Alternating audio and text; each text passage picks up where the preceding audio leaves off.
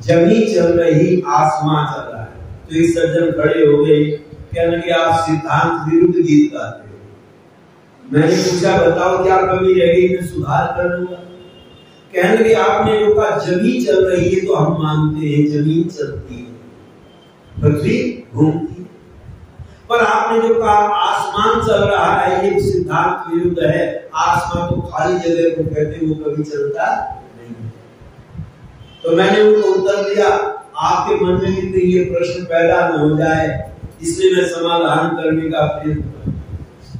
मैंने कहा कि ठीक है आकाश चलता नहीं है, लेकिन कुछ चीजें चलती नहीं है, उनको चलना माना जाता है। वो कहने के हिसाब से चलती नहीं तो मान कैसे होगी। मैंने कहा ये बताओ ये माइक चल रहा है या बंद है? जी चल रहा है। चल कहाँ रहा है? ये तो एक ही जगह खड़ा है। खड़ा तो एक ही जगह है, लेकिन फिर भी क्या कहेंगे इसको चल रहा है। क्यों? क्योंकि जो इसके करने का कार्य है वो कर रहा है, इसमें गति है। इससे सिद्धांत होता है कि जब जो एक जगह है उनको भी चलना कहा जाता है। आकाश नहीं चलता, पर आकाश के अंदर जो क्रियाएं हो रही हैं वो निरंतर हो रही हैं, उनको कोई रोक नहीं सकता, उनमें कोई परिवर्तन नहीं कर सकता। इसलिए कहा ये जो जमीन चल रही है, आकाश चल रहा है, ये किसके सहारे चल रहा है? कौन है इसको चलाने वाला? तो आजकल वैज्ञानिकों से पूछो इनको कौन चलाता है, तो कहते अपने आप चलते हैं, ऑटोमेटिक चलते हैं। आजकल हमने एक शब्द रख दिया ऑटोमेटिक, पर ध्यान रखना संसार में ऑटोमेटिक कोई चीज नहीं होती। ये बहनें कहती हैं हमारे यहाँ मशीन ऑटोमेटिक है, कपड़े अपने आप देखती ऑटोमेटिक कहते हैं, पर हमने कहा कपड़े भी गंदे अपने आप आकर के गिर जाते होंगे, उसमें ऑर्डर भी अपने आप पहुंच जाता होगा, या उनको कोई डालता है? आपको पता है कौन से कपड़े गंदे, मशीन को पता है कौन से गंदे हैं कौन से ठीक है। अच्छा आप धुले हुए कपड़े भी और गंदे भी कपड़े सब मशीन में डाल दो, तो मशीन जो गंदे होंगे उनको धुलेगी और जो साफ होंगे उनको बाहर निकाल करके देख देगी, जो कि ऑटोमेटिक है। वो पता चला ऑटोमेटिक कुछ नहीं होती, उनको चलाने वाला कोई न कोई होता है। पर हम मान लेते हैं, ऐसे मान लेते हैं, आप देखते हैं नाव चलती है तो उसको चलाने वाला होता है, बस चलती है तो उसको चलाने वाला ड्राइवर आपको दिखाई देता है, रेलगाड़ी चलती है तो उसको चलाने वाला ड्राइवर दिखाई देता है, पर इस संसार को चलाने वाला ड्राइवर दिखाई नहीं देता। इसलिए हम मान लेते हैं अपने आप चल रहा है। पर ध्यान रखना अपने आप नहीं चलता। किसी शायर ने लिखा तेरी हस्ती पे कुछ नजीक नहीं, मगर लब पर मेरे नहीं भी नहीं, सोचता हूं तो हर जगह मौजूद और देखता हूं तो कहीं भी। वह परमात्मा हम आंखों से देखना चाहते हैं तो वो दिखाई नहीं देता, पर उसकी जो क्रियाएं हैं, उसके जो कार्य हैं वो संसार में दिखाई देते हैं। इसलिए वेद कहता है पश्य देवस्य काव्यम न ममार रजीवी। उस परमात्मा के काव्य को देखो, इस संसार को देख करके पता चलता है इस संसार को कोई बनाने वाला है, और जो बनाने वाला होता है वही चलाने वाला भी होता है। और जो चलाने वाला होता है जब काम करना बंद कर देता है, ये बाजा जब तक बज रहा है तब तक मैं इसको बजा रहा हूँ, और जब ये खराब हो जाएगा, बजने लायक नहीं रहेगा, तब इसको तोड़ करके पता चलता है। ऐसे ही परमात्मा भी जब ये संसार काम करने लायक नहीं रहता तो क्या करता है, इसको तोड़ देता है। आपने देखा होगा कबाड़ी एक नाम सुना होगा। कबाड़ी क्या खरीदते हैं? जो बेकार सामान है, जो काम का नहीं है।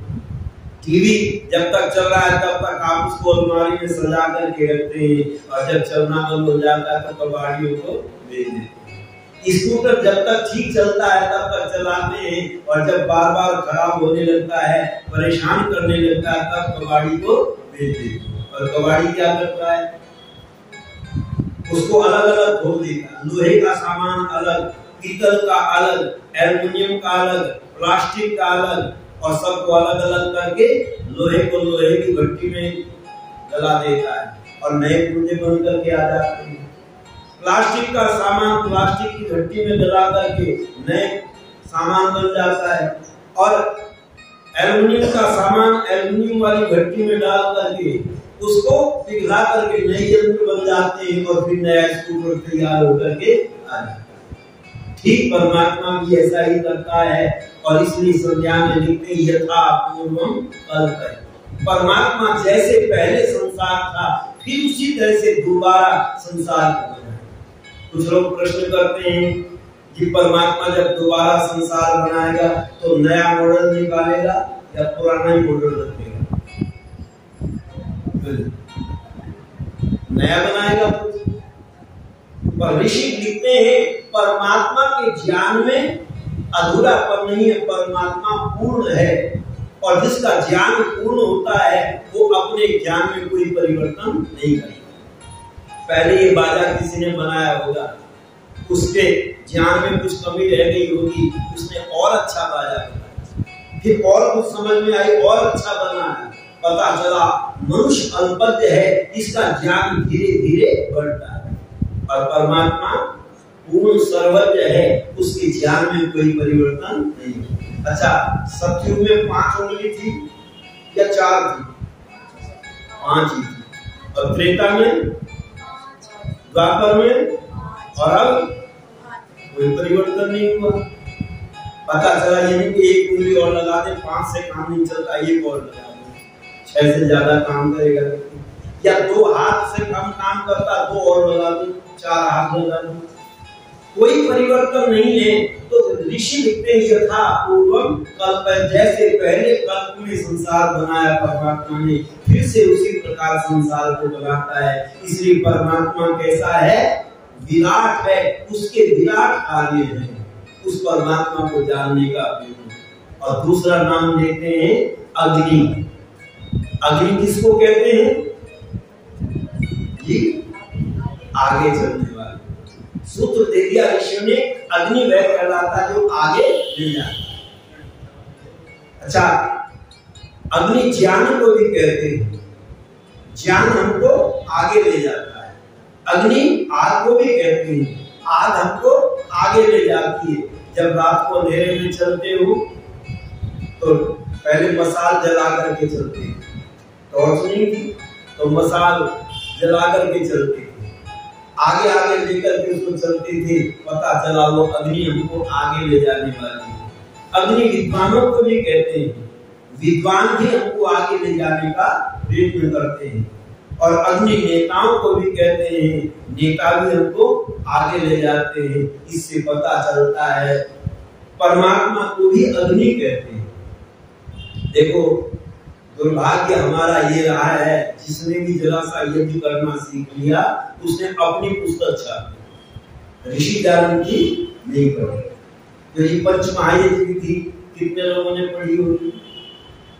बहुत समय तो देखी भी नहीं होगी, नाम भी नहीं सुना होगा। पता चला पंचमहायज्ञ विधि का हमने प्रचार नहीं किया, हमने तो अपनी अपनी पुस्तक छापनी शुरू कर दी। ऋषि दान महाराज से जब पूछा सूर्य किसको कहते हैं, आपसे अगर पूछे सूर्य किसको कहते हैं तो हम पूर्व दिशा में हाथ उठा देंगे, ये सामने सूर्य दिखाई दे रहा है। पर ऋषि दान कहते हैं परमात्मा को भी सूर्य कहते हैं, वह सूर्यों का भी सूर्य है। इसलिए परमात्मा के लिए हम आहुति देते हैं। और अग्नि आग को भी कहते हैं। विदेशी लोगों ने अग्नि का अर्थ क्या किया? फायर, आग। पर ऋषि दारूजी महाराज ऋग्वेद आदि भाषा भूमिका में लिखते हैं अग्नि नाम परमात्मा का, परमात्मा को भी अग्नि कहते हैं। इसलिए हमारे यहाँ पर विद्वान कहते हैं परमात्मा कैसा है, दूसरा नाम देते हैं अग्नि, परमात्मा ज्ञान स्वरूप है। और प्रमाण देते हैं योच्यति अच्यते गत्यं गत्येति सो अयम् अग्नि, कहते जो ज्ञान स्वरूप है, सर्वज्ञ है, जानने प्राप्त होने और पूजा करने योग्य है, इससे उस परमेश्वर की का नाम अग्नि है। और इसलिए परमात्मा से हम क्या प्रार्थना करते हैं? परमात्मा स्वयं ज्ञान स्वरूप है और उसका ज्ञान निर्भ्रांत ज्ञान है। मनुष्य का ज्ञान जो है वो भ्रांति युक्त है, क्योंकि हम अल्पज्ञ हैं, सर्वज्ञ नहीं। परमात्मा सर्वज्ञ है, इसलिए आप देखें उसका ज्ञान निरंतर एक जैसा है। सतयुग में बच्चा रोता था तो कैसे रोता होगा? ये ईश्वर निकलते। त्रेता में रोता होगा तो कैसे रोता होगा? ऐसे ही। और द्वापर में भी और कलयुग में ABCD में नहीं रोता। मैंने प्रमाण दिया था, कितनी अंग्रेजी पढ़ा लो, कितनी उर्दू पढ़ा लो लोगों को, लेकिन बच्चा जब रोएगा तो इन्हीं स्वरों में रोएगा, कभी भी पैदा होगा, क्योंकि परमात्मा का ज्ञान एक जैसा रहता है, उसके ज्ञान में कोई परिवर्तन नहीं होता। इसलिए हम परमात्मा से क्या प्रार्थना करते हैं कि सच्चा मुक्ति का मार्ग दिखा दो प्रभु, दिखा दो प्रभु, हृदय में ज्ञान ज्योति लगा दो प्रभु, लगा दो प्रभु। सच्चा मुक्ति का मार्ग दिखा दो प्रभु, दिखा दो प्रभु, हृदय में ज्ञान ज्योति लगा दो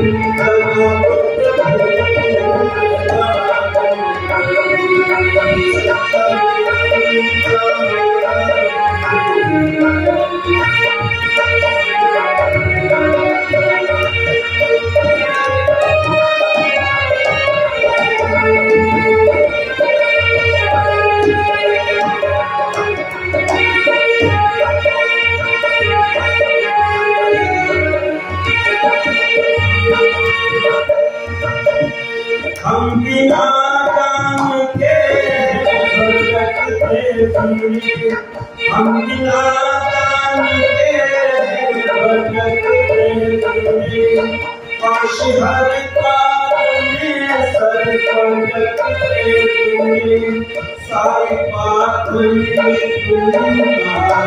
छुड़ा दो प्रभु, छुड़ा दो प्रभु, हृदय में ज्ञान ज्योति जगा दो प्रभु, सच्चा मुक्ति का मार्ग दिखा दो प्रभु, दिखा दो प्रभु, हृदय में ज्ञान ज्योति जगा दो प्रभु, जगा दो प्रभु, सच्चा मुक्ति का मार्ग दिखा दो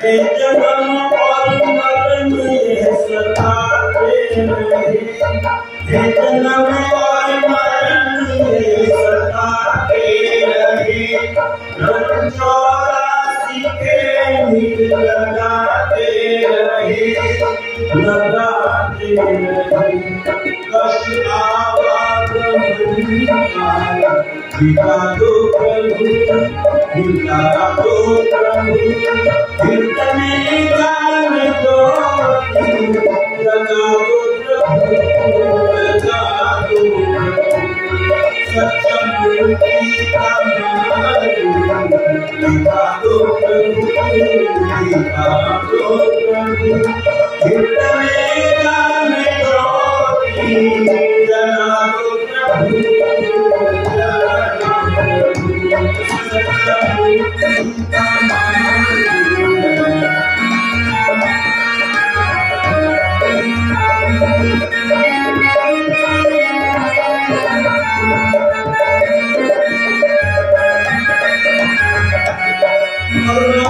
ज्ञान स्वरूप है, तो हमसे क्या मांगते हैं? ज्ञान मांगते हैं। और ज्ञान न हो तो क्या है? तो ऋषि ने लिखा, ये शाम न विद्या न तपो न दानम न ज्ञानम न शीलम न गुणो न धर्म ते मृत्य लोके भूरि भारभूता मनुष्य रूपे मृगास। यदि ज्ञान नहीं है मनुष्य के अंदर तो मनुष्य होते हुए भी क्या है, पशु के समान। और परमात्मा ने हमको मनुष्य बनाने के लिए ये साधन हमको दिया है। शरीर क्या है, साधन है। और इस साधन में परमात्मा ने 5 ज्ञानेंद्रियां लगाई और 5 कर्मेंद्रियां। अच्छा, कर्मेंद्रियां बचपन से काम करती हैं या ज्ञानेंद्रियां बचपन से काम करती हैं? पता चला ज्ञानेंद्रियां बचपन से काम करती हैं। आप छोटा बच्चा हो, जब वो गर्दन थोड़ा संभालने लगे तो उसके सामने ऐसे हथेली बजा तो घूम करके देखना चाहता है आवाज कहां से है। इससे सिद्ध होता बच्चे के कान काम कर रही आवाज सुन रहा है। और बच्चे की आंख की तरफ को उंगली करो तो बच्चा पलक झपकता है। इससे सिद्ध होता है इसको दिखाई दे रहा है। और ये ज्ञान प्राप्त करने के लिए सबसे ज्यादा काम करने वाली 2 ही इंद्रियां हैं, कान और आंख। इसलिए वेद कहता है भद्रम करने भी शरण। तुम्हें ये कान सुनने के लिए दिए, अच्छी बात भी सुनोगे इनसे और गलत भी सुनोगे। सुनेंगे, ये कान सुनने का काम करते हैं। अच्छा, चाकू किस काम आता है? काटने। अब कुछ लोग कहते हैं सब्जी काटने का। सब्जी नहीं, काटने का काम। मुख्य काम क्या है इसका?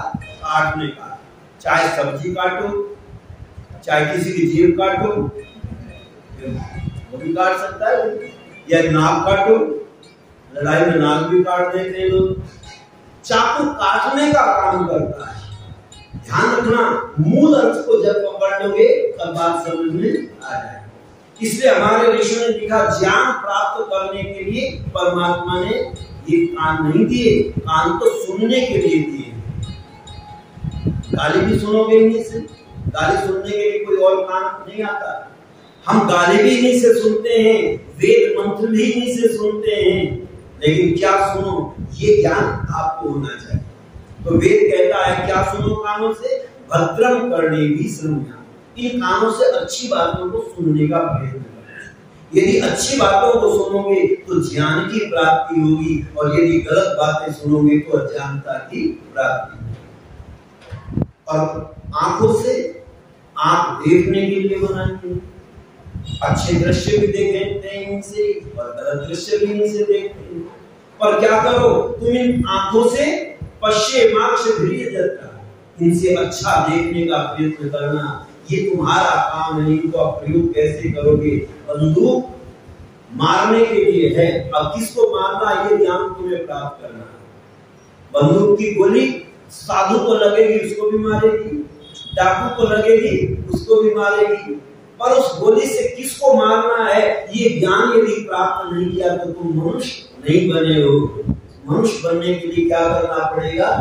एक व्यक्ति उस बंदूक से 5 आदमियों को मारता है और उसको इनाम मिला, वाह बहुत अच्छा किया इसने, 5 आदमियों को मारा।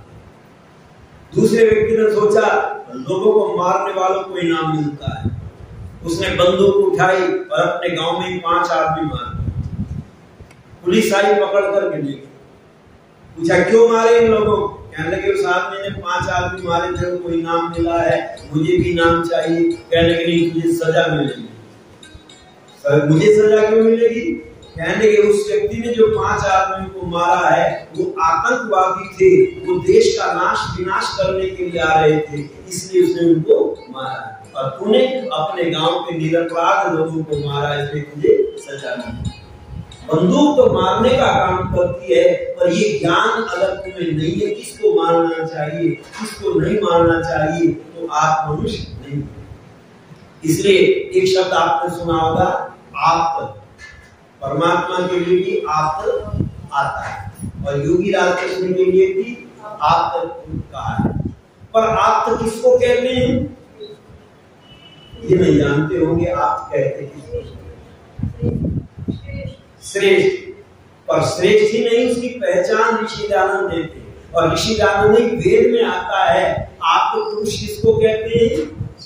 जो खाने योग्य पदार्थों को खाए, न खाने योग्य को न जो बोलने योग्य वचनों को बोले, न बोलने योग्य को न बोले, जो मारने योग्य को मारे और रक्षा करने योग्य की रक्षा करे।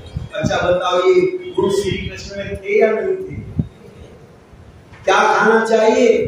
जिस समय दुर्योधन कहता है आओ भोजन का समय हो गया, श्री कृष्ण ने खाया कि बढ़िया माल बना रखा है दुर्योधन।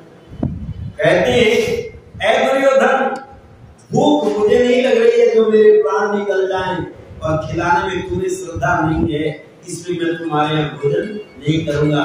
भोजन दो ही अवस्थाओं में किया जाता है, या तो प्राण निकल रहे हो बिना भोजन किए न रहा जाता, और या भोजन कराने वाले में श्रद्धा हो, प्रेम हो, तब भोजन किया जा सकता है। ये दोनों स्थिति मुझे दिखाई नहीं देती, इसलिए मैं तुम्हारे यहाँ भोजन नहीं करूंगा। और कहाँ किया भोजन जाकर के? विदुर जी के, क्योंकि बढ़िया माल बना रखे थे विदुर जी नहीं, कहते साग बना रखा था, वो भी दूध घास का, ऐसा लोग कहते हैं, और उसको बड़े प्रेम से खा रहे। विदुरानी प्रेम में छिलके श्री कृष्ण को दे रही हैं, और जो गिरी खाने की होती है उसको। विदुर जी ने कहा ये क्या कर रही हो, देखो क्या खिला रही हो, तुम छिलके दे रही हो। श्री कृष्ण कहते हैं तुमने रंग में भंग कर दिया, जो आनंद छिलकों में आ रहा था वो इन केलों में भी नहीं आया। पता चला खिलाने वाले में यदि प्रेम है तो अलग आनंद आता है। तो क्या खाना चाहिए क्या नहीं खाना चाहिए कृष्ण जानते हैं, क्या बोलना चाहिए क्या नहीं बोलना चाहिए।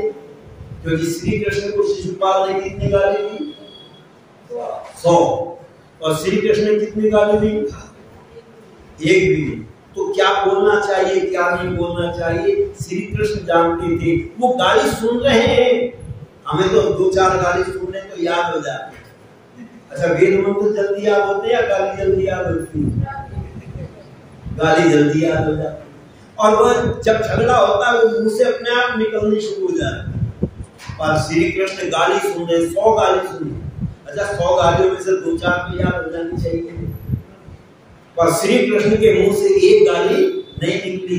क्या बोलना चाहिए क्या नहीं बोलना चाहिए श्री कृष्ण जानते हैं, और किसको मारना चाहिए और किसकी रक्षा करनी चाहिए ये भी जानते थे। घटोत्कच उन्हीं के परिवार का था, पर घटोत्कच को मरवा दिया और अर्जुन की रक्षा की। पता चला यदि घटोत्कच न मरता तो अर्जुन को मार देता कर्ण, इसलिए घटोत्कच को मरवा दिया।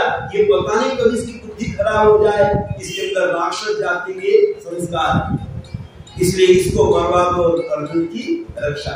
किसको मारना चाहिए किसको नहीं मारना चाहिए कृष्ण जानते थे, इसलिए ऋषि जानते महाराज ने क्या नाम दिया श्री कृष्ण को?